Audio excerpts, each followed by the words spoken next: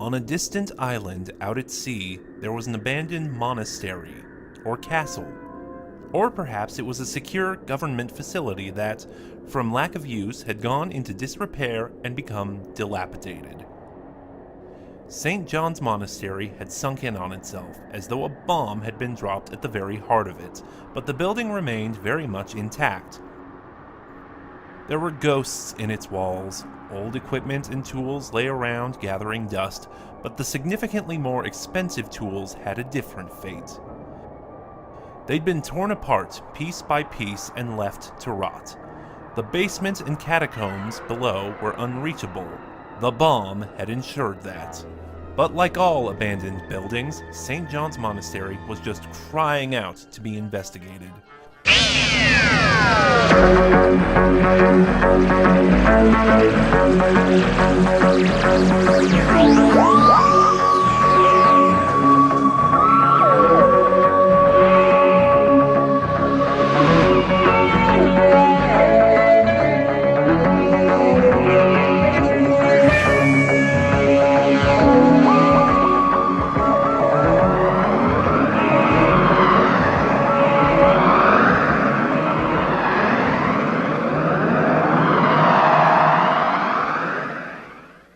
Twin brothers Josiah and Mal had earned a lot of money from investigating decaying buildings and posting their findings online. They were known online as the Finding Keepers, and between them they had made over 6 million followers because of their exploits in abandoned buildings. After traveling by rented tugboat to St. John's Monastery, the two brothers and their captain now stood on the island. Josiah and Mal quickly equipped themselves with their cameras and started to wander around the monastery. The captain of the boat, meanwhile, just took out her pipe and crossword book to await their return. The twins, for all their adventures, had never had a full island to explore. It was like Christmas. So much to see, so little time. By the time they had arrived, night was already drawing in. Luckily, they'd brought their sleeping bags. 24 hours on a deserted island. The views will just roll in. Mal, where's the drone? Mal searched for the plastic box at the bottom of his rucksack and heaved it out. Here. Want me to fly her? Sure. The sunset is just minutes away, too. The drone shots are gonna look gorgeous. Excited, Josiah grabbed the drone from his brother and made sure all its systems were functioning normally before placing it on the ground and allowing his brother to fly it. The drone shot up into the air and looked all around the monastery. It flew up and up, getting some nice establishing shots of the sunset over the island. Being more dynamic, the drone flew near some smashed windows and glimpsed inside the dark, dingy corridors. Then, the drone flew up to see the bomb damage in the center of the monastery. But as it did, the boys swore that, for a second, they could see someone stumbling around on the wreckage. They flew the drone further into the crater for a closer look, but suddenly, signal to the drone was lost as the boys heard a high-pitched whirring from within the monastery. Josiah, I don't think we are alone here. I think you're right. There couldn't be homeless people here, could there? There aren't any other boats around. Can't be anyone living here. What was that sound? I don't know. Let's investigate. Let's get to the bomb site. With that, the twins found an open window and hopped inside the monastery, filming every inch of the place as they went. Back at the boat, the captain was looking over her instruments as she heard a noise on the deck, as though someone was stepping around. "Josiah, is that you out there?" she called out. No reply. "Mal?" Nothing. She stuck her head out of the door. No one was there. She backed up into the cabin and backed right into a scalding hot body. Stepping away as fast as she could, she twisted around and began blowing on the wound where the scalding body had burned her. In front of her stood a naked man whose skin was as white as a sheet and whose veins were bright crimson. The skin was almost transparent, but there were no organs to be seen. The man's eyes were blank, white, terrifying. The captain was breathing heavily. "What the hell are you?" For a moment, the figure stood perfectly still, intimidating her before clapping its hands and immediately losing anything of its previously intimidating nature. "Ha, sorry. Didn't mean to startle you. Oh, and sorry about the burn. I've still not got control of this skin. It's infuriatingly hot. I am hot in more ways than one. Anyway, introductions. I am the Doctor. Pleased to meet you. Oh, you are? The figure was all smiles, and with every word he said, he flapped his hands about. Captain Rose Carnes. She was still tense, unsure of what to make of this uncanny-looking character. Captain? Oh, yes, this is a boat. Now, what brings you to St. John's Monastery? You shouldn't be here. The character's tone was sinking, getting deeper and deeper. You should leave, he grimaced. Now! He screamed. His friendly facade melted away, and so did his jaw, creating a giant orifice in his face. He lurched forward. The captain had no time to scream.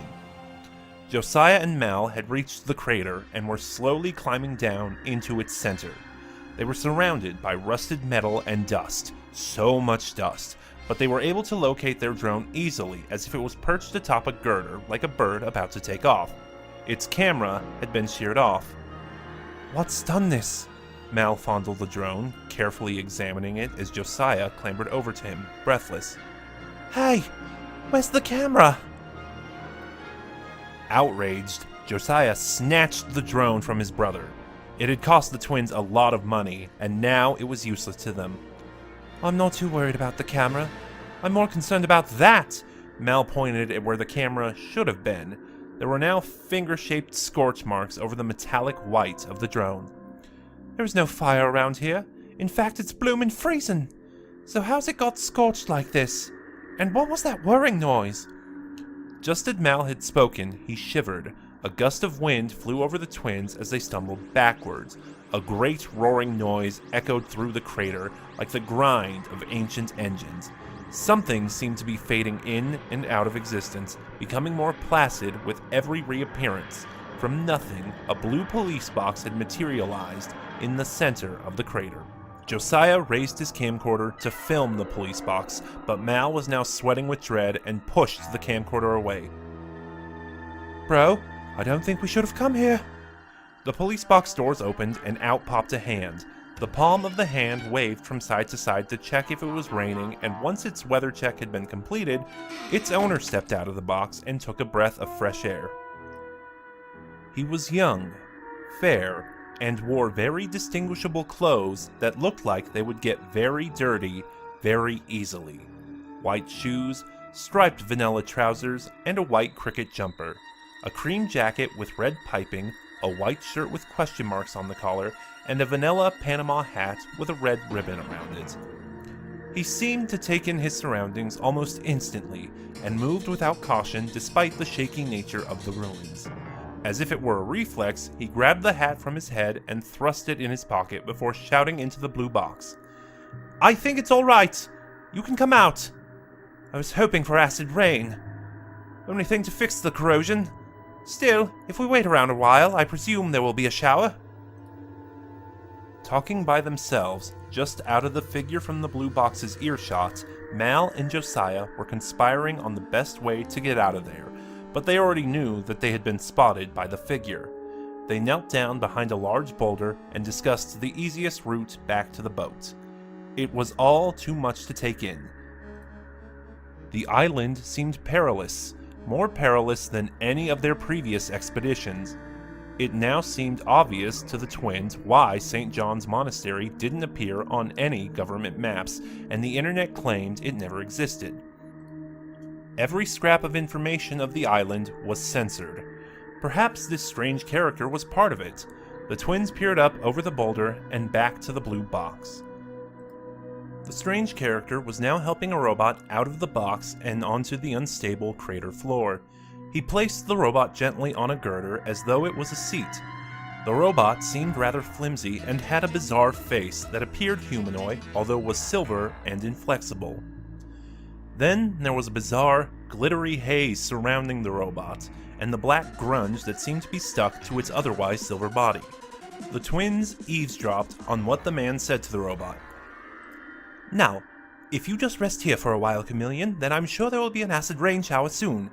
It should clean the rot off you.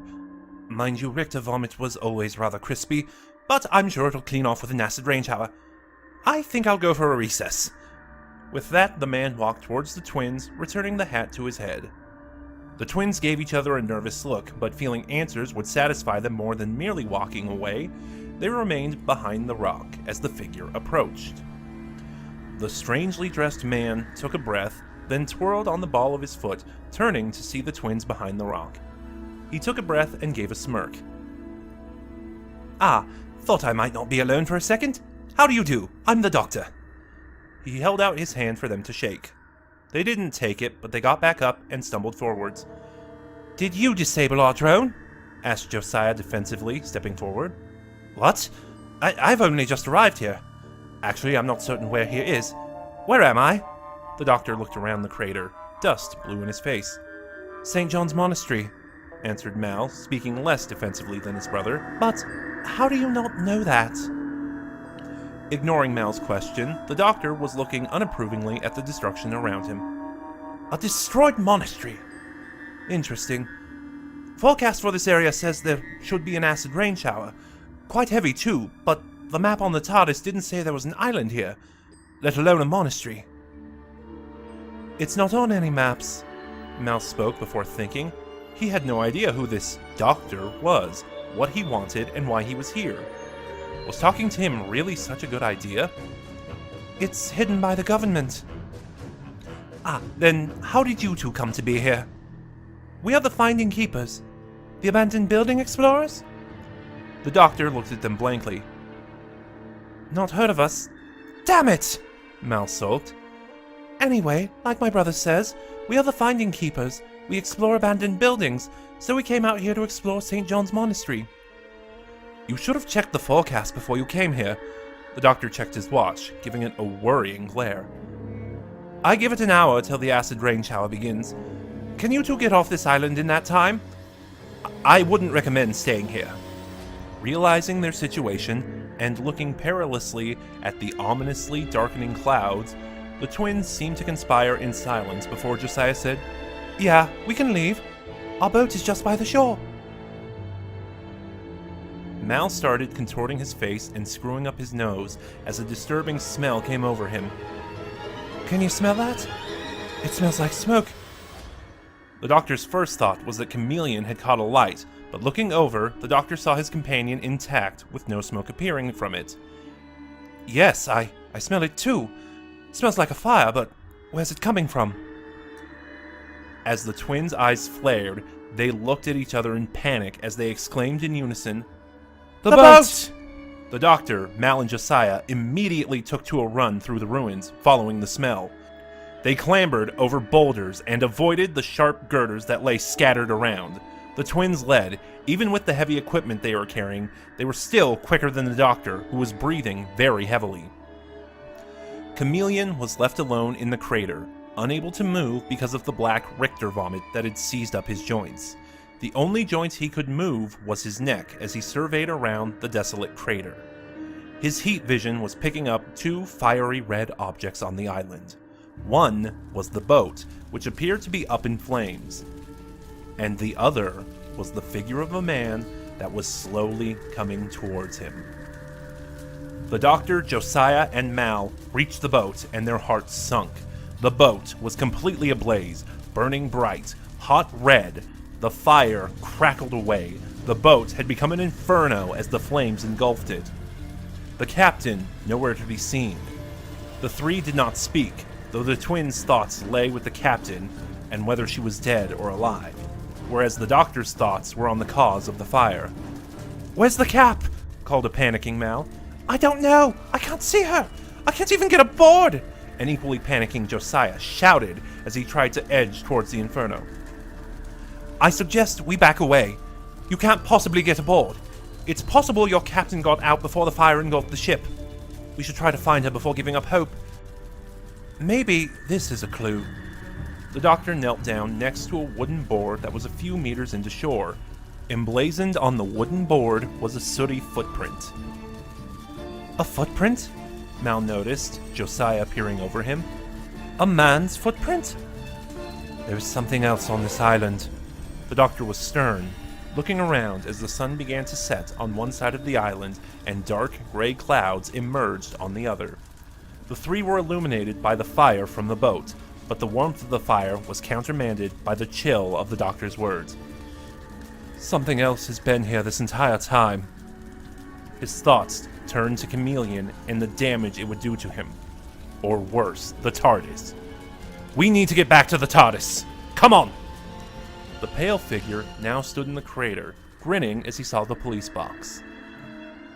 A familiar sight, the Tardis. I knew it would return for me one day. He walked up to it and placed his hand upon the door handle. Suddenly, his body morphed from a white, veiny figure into a more flesh-tone color.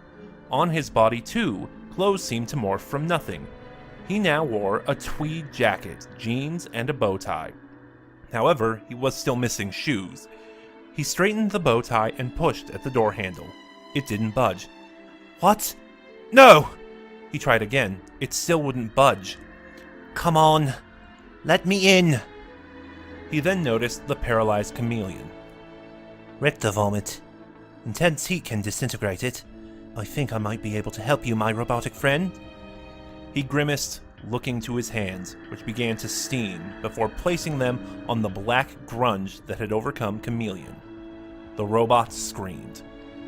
Hearing Chameleon scream, the doctor picked up his pace and ran through the ruins of St. John's as fast as he could. Now the twins struggled keeping up with him. The trio ran into the crater. They were aghast. The Richter vomit had melted away with the heat of the figure's hands. Chameleon slowly stood up, his joints refreshed and free. His silver body seemed to sparkle with light, but Chameleon was not the doctor's focus of attention. It was the figure in tweed. You! Said the tweeded figure, enraged. Me? Questioned a puzzled doctor. Who the hell is he? Josiah conspired with his brother as they stared on at the robot and the tweed figure. Chameleon, what's going on here? The doctor wondered, edging forward. Chameleon looked from left to right. He freed me from the Richter vomit with only his hands. Well, those hands must be extremely warm. Inhumanly, in fact.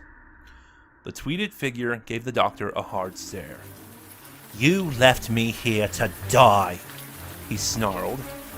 The doctor was confused, unsure of what to make of things, but he was sure of one thing. He had never met this person before, which meant they were probably something to do with his future. A drop of rain hit Mal's face. It burned. Doctor, we need to get to cover. The rain hit the doctor's celery. A piece of it burned away. Yes, quite true. Chameleon, come on. Chameleon lumbered forwards to join the doctor, but he was as slow as a tortoise. A flash of lightning lit the sky, followed almost instantly by thunder. The tweed character moved forward and kicked Chameleon in the shin, knocking the robot over, and then continued marching towards the doctor. Mal, Josiah, get underground. There must be a way inside of the ruin somewhere, called the doctor as he raced over to Chameleon, but the tweeded figure blocked his way. The two were now face to face. Who are you? I don't recognize you. Another blast of lightning hit the island. Of course you don't. The tweeded character was young and looked energetic with a quiff and sharp chin, but his eyes seemed to pour a white goo. I haven't happened to you yet. I'm in your future. The two figures arched round each other, so they were now standing at either side of the fallen Chameleon. Thunder shook them. The doctor's clothes got singed by acid rain, but the rain had no effect on the tweed of the other character. Who are you? Repeated the doctor. Funny story, spoke the tweed figure as he smiled, a wide smile, wider than his lips would have been capable of if they were human. I'm the doctor. Another flash of lightning. It struck Chameleon. Bang! For the doctors, everything went black.